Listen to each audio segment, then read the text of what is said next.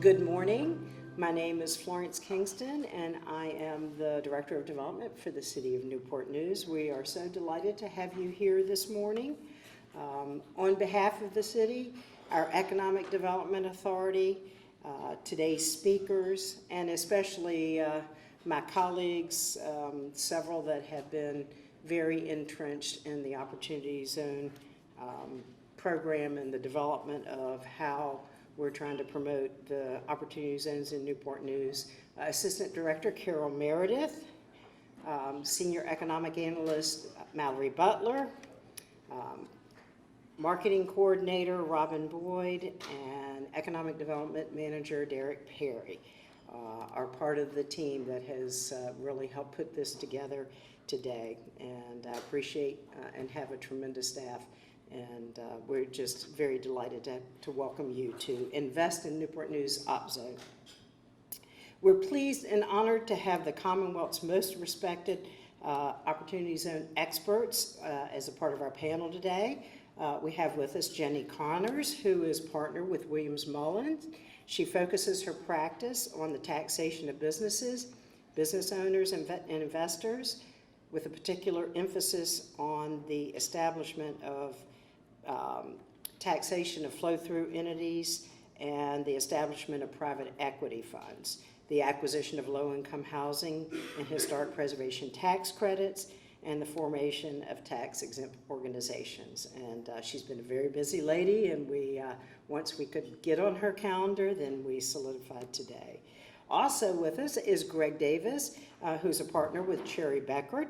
He provides sophisticated tax planning and compliance for multi-state pass-through entities, C corporations, and high net worth individuals. Greg has more than 12 years of expertise and experience assisting companies in real estate, construction, private equity, and government contracting industries. Clients in these areas seek Greg's guidance with industry-specific tax planning and reporting matters. So please join me in welcoming our featured OpZone experts.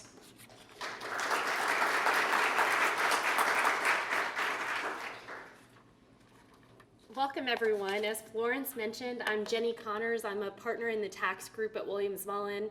I'm in Richmond, where our tax group is based, but spend a lot of time down here in the Hampton Roads area, and I'm glad to be here. So when this Opportunity Zone program was enacted as part of the Tax Cuts and Jobs Act in 2017, we started reading about the incentives that were associated with this program, and they were pretty incredible. I mean, I'll go through them. They're really phenomenal.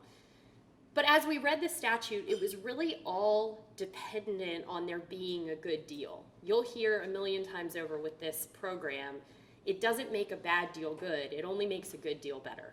And so really the crux of this program was the designation of these areas and census tracts called Opportunity Zones. And Florence is going to go through the designated zones in Newport News, but really that was what drove this program into superstardom. I have worked in the tax credit field for a very long time, and this is like tax credits on superpower in terms of the interest that people have in it. And I really think the driving factor in that is the zones and how they were designated by the governor's office. The zones in Virginia are phenomenal. But before we get to the zones, which I mentioned Florence is going to go over a little bit later, we'll talk about the incentives and what we learned when the statute was enacted in 2017 and why this program has gotten so much interest. There are 3 incentives associated with the Opportunity Zone program, and these are eligible to investors who have eligible capital gains, and they make an investment of those eligible capital gains into something called a Qualified Opportunity Fund, and we'll refer to it as an OZ fund or a QOF. If you invest those eligible capital gains into a QOF, there are 3 potential incentives that you're looking at here under the OZ program. The first is this concept of the deferral of recognition of tax on those eligible capital gains. The second is a partial and permanent tax forgiveness of those eligible capital gains of up to 15%. And the third is this concept of permanent tax avoidance on the appreciation of an investment in a qualified opportunity fund. So we're going to go into these incentives in a little bit more detail. So first up, we have this concept of deferral. And this concept of deferral all plays off of an election that a taxpayer makes. So if a taxpayer has eligible capital gains, they can make a deferral election to defer the recognition of that capital gain if they timely invest into a qualified opportunity fund. Generally, to timely invest those eligible capital gains, you have a 180-day window. So if you have the sale or exchange of property that qualifies for capital gain treatment, you generally have 180 days from that sale or exchange date to invest in a qualified opportunity fund. Now, as with any other tax program, there are exceptions to the general rule that are actually pretty complicated. One is for flow-through entities, so if that capital gain comes to you on a K-1 of a partnership that you're a partner in. Or if you have 1231 gain because you sold a trade or business asset. So that can throw off that 180-day window, and I strongly advise you or investors that you may know, if they are making an investment into a qualified opportunity fund, this is the point at which you want to contact your investment and tax advisors to make sure you're not missing that window, that 180-day window, and you're focusing on when that window begins and ends for you. The election mechanics, it's a simple IRS form that you make the deferral election on. It's a two-pager, so it's really, there's really not a whole lot of magic to making the actual election. I would say the magic is in the timing of the election and also making sure that your investor has qualifying gains. If they make that deferral election, they get the benefit of deferral of the recognition of those capital gains until the earlier of a sale or exchange of their qualified opportunity fund interest. So if they decide to exit that fund and sell that interest, they're going to go ahead and end their deferral period and recognize those gains. Otherwise, the benefit of this statute, the first benefit, is that they get deferral until December 31st, 2026, assuming that you have not sold that interest.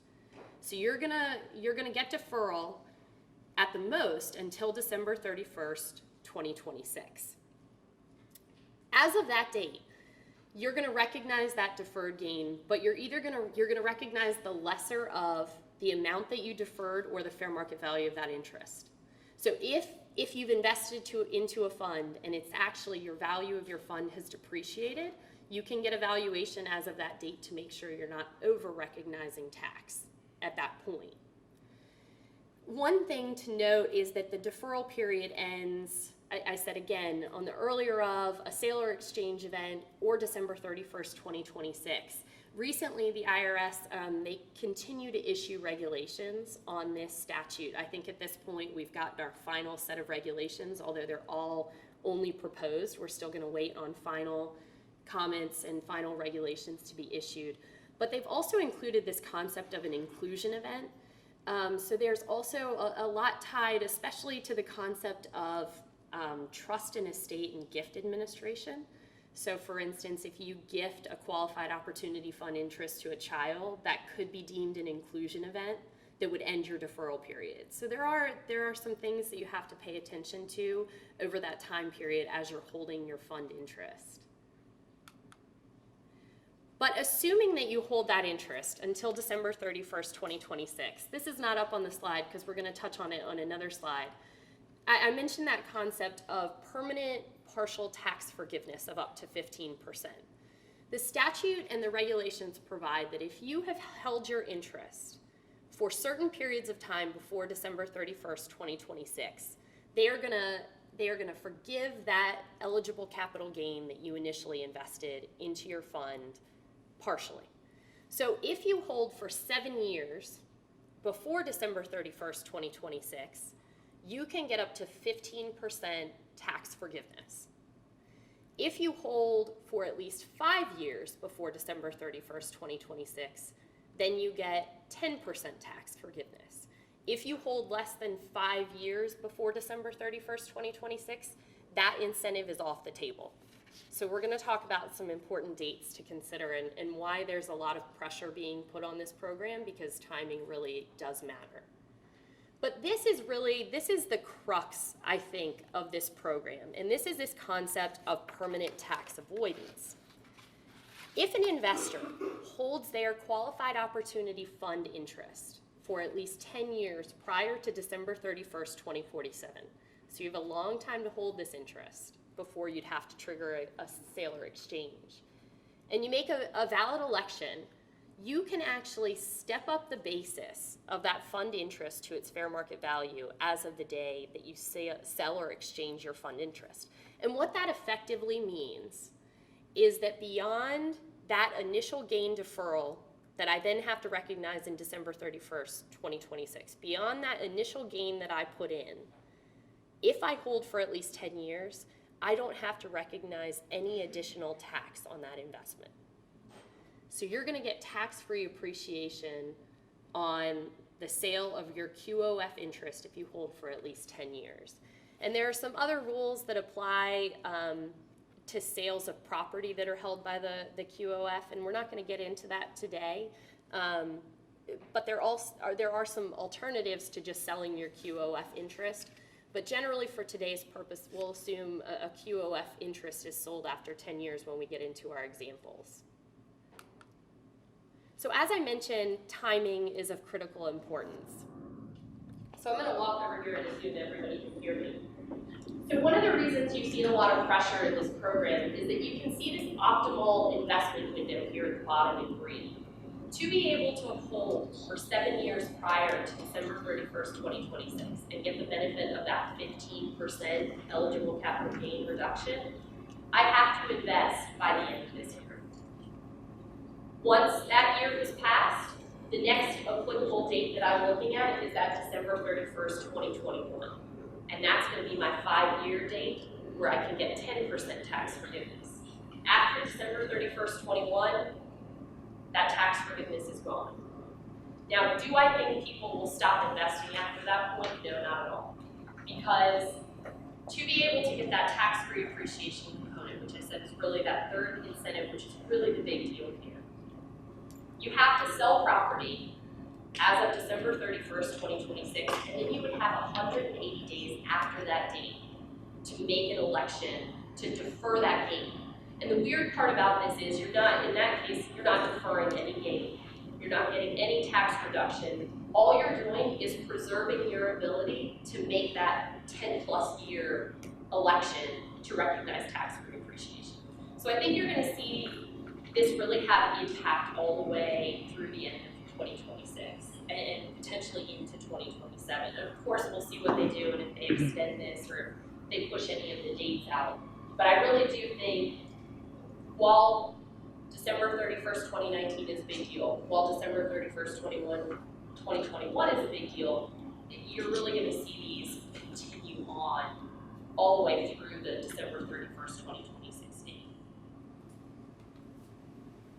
So without getting too heavy into the weeds of the world of tax, because I realize how interesting that is, but it's a little early on a Thursday morning for that conversation, I will say that the way this program works is it is operative through basis adjustments. So when you have an investor who invests in a qualified opportunity fund, let's say they invest $100. They may have a fair market value of their interest in that fund of $100, but their basis is 0. And the reason for that is to preserve this unrecognized capital gain that they have in this investment. And then over time, you're going to see basis increases depending on whether you get that 15% tax reduction, which is actually just a 15% increase in your basis of that eligible gain. Same with the 10%.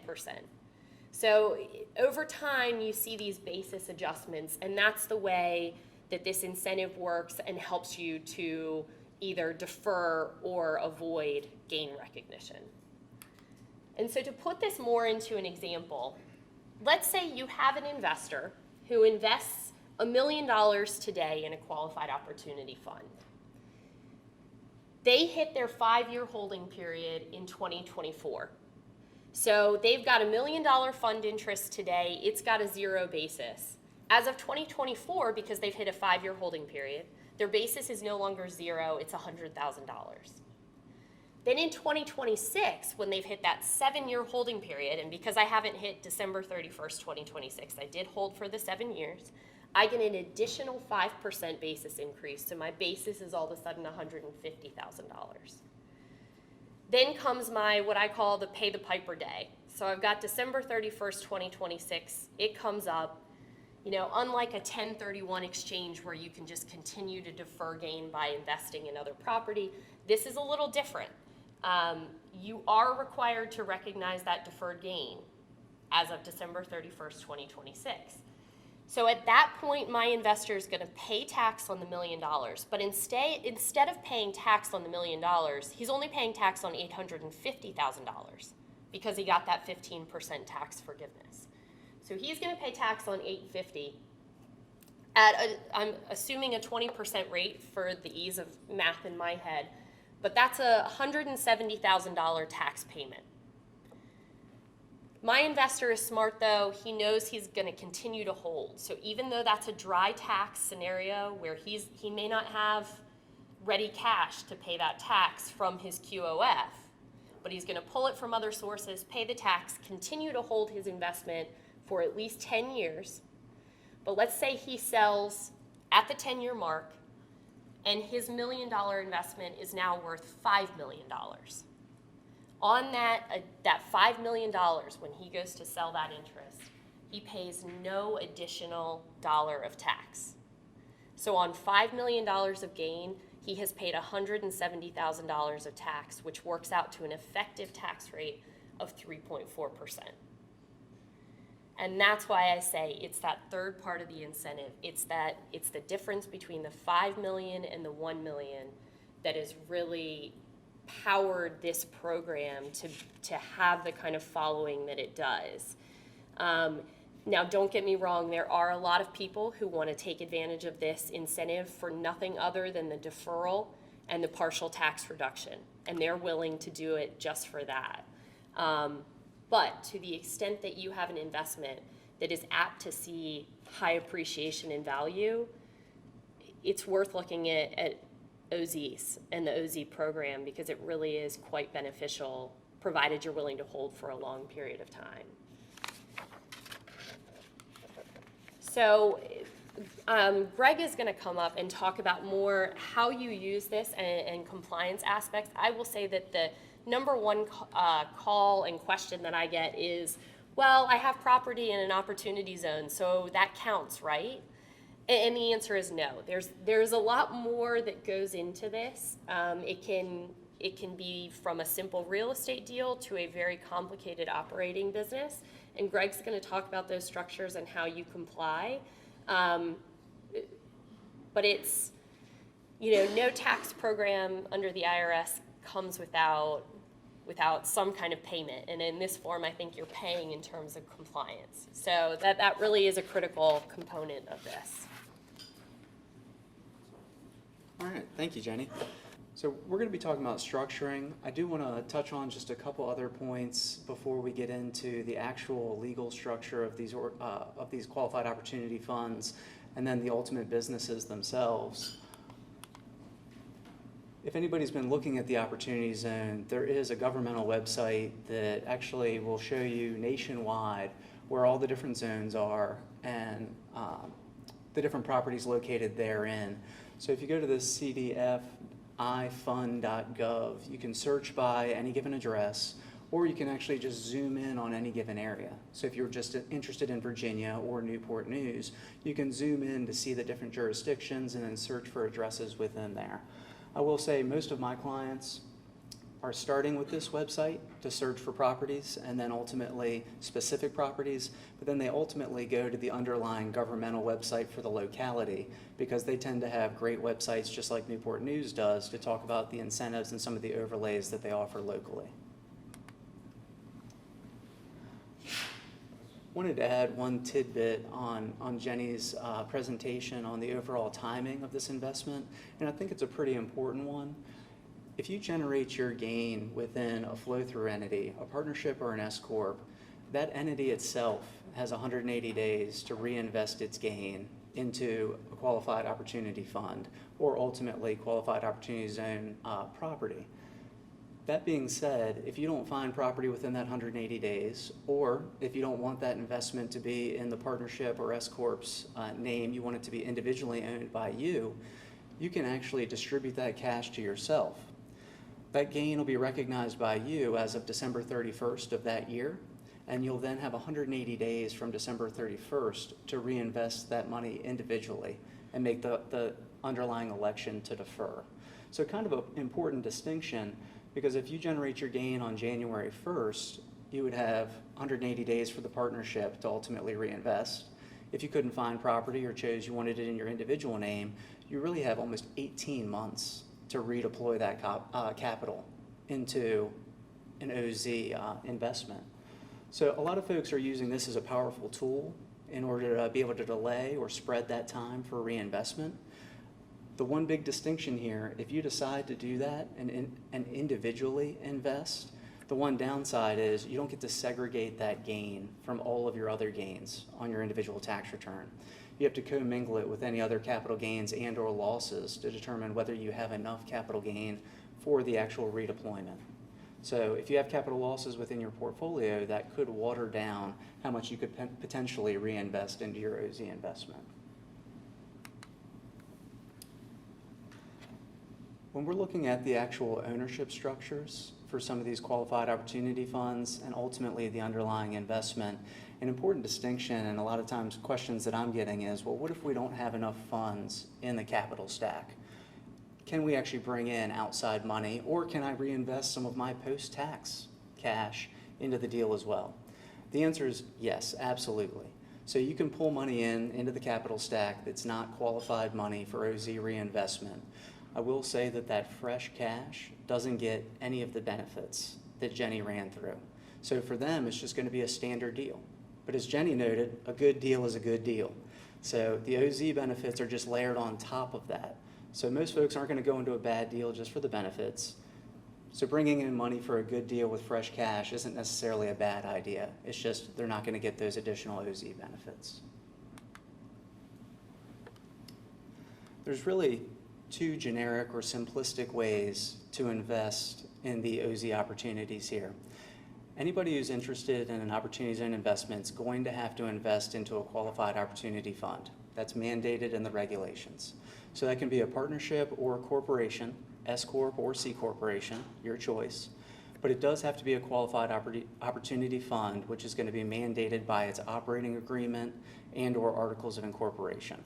Pretty simplistic, at least initially from that legal setup. There's not too much additional legal language needed, but it is going to have to be in there, and it is something the IRS is going to test and look at if and when you get audited. Once you've set up your qualified opportunity fund and placed your investment there, you have two choices on how you're going to invest. Either directly into qualified opportunity zone property, meaning you, in the form of real estate, you would invest directly into the building itself from your qualified opportunity fund, or indirectly, which is going to be through another conduit, another partnership or corporation, which is going to be your qualified opportunity zone business. So some key takeaways here: if you go the direct investment route, your qualified opportunity fund is going to have to invest 90% of its assets directly into the qualified opportunity zone property, only leaving you 10% for other investment or maybe holding some cash for different expenditures that may come up. If you do the indirect investment route and invest into a QOZB, a secondary partnership, that QOZB only has to reinvest 70% of the capital that it's been given. The other 30% can be held in cash format or go into other non-QOZ investments. So if you go the indirect route, which is what we're suggesting for most of our clients, in reality, you only have to reinvest 63% of your capital into Opportunity Zone. All of that said, people want to invest 100% because you're going to get the biggest bang for your buck on the tax side of this whole thing, but we want you to have the most flexibility possible. Every business deal, we have budgets, we know what we intend on doing, but things always come up. So we usually do suggest the indirect route.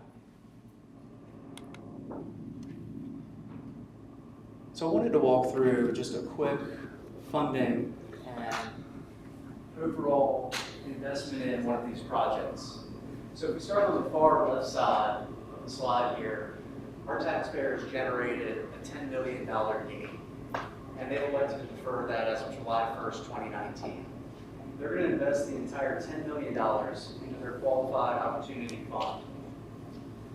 They've decided to go the route of reinvesting those funds into a qualified opportunity business. Now, this allows them to only invest, or forces them to invest 90% of those funds into their QOZB. So they're going to drop $9 million into the QOZB. From there, at this point, you would assume that the project entity, the QOZB, already has a building in mind or a trade or business in mind. From here, the project entity in reality has 180 days after it receives the funds to purchase said building, and then we have up to 31 months to actually rehab or deploy the remaining capital. So part of the Opportunity Zone Fund, if you're in real estate, is if you buy a building, you then have to double down on that building in order to meet the regulatory requirements. In our case, even though we put $10 million into our Qualified Opportunity Fund, ultimately deploy $9 million down, we only have to deploy $6.3 million into our building in order to meet regulatory requirements. That gives us a lot of wiggle room, $2.7 million, really $3.7 million if you look at the fund as well, from how we're required to deploy our capital. So there's a lot of flexibility there, 37% flexibility on your overall project. So obviously a great opportunity or a great structure to provide flexibility for any projects that you may have.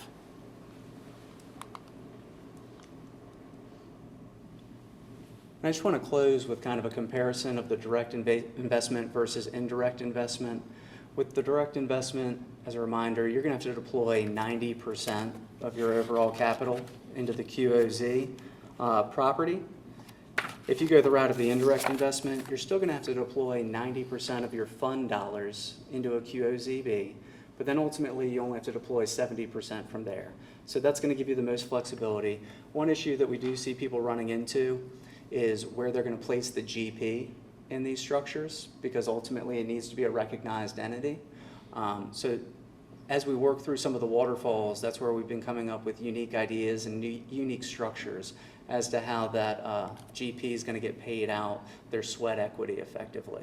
And that's some of the structuring aspects that we're utilizing to create these partnerships or force the partnerships when we don't necessarily have outside investment coming in at each layer. There is going to be annual testing, I will point out, or biannual testing on these, if everybody's familiar. The IRS is going to look at the deployment of this capital twice a year, June 30th, and then again at December 31st. So they're going to be testing that 90% at the QOF level, and then they're going to be testing the 70% at the QOZB. You can actually fail this testing, and what that will actually entail if you fail is just some penalties. The penalty rate is variable, meaning it's going to change based on IRS regulation, but on average, what we're looking at right now is about 5%.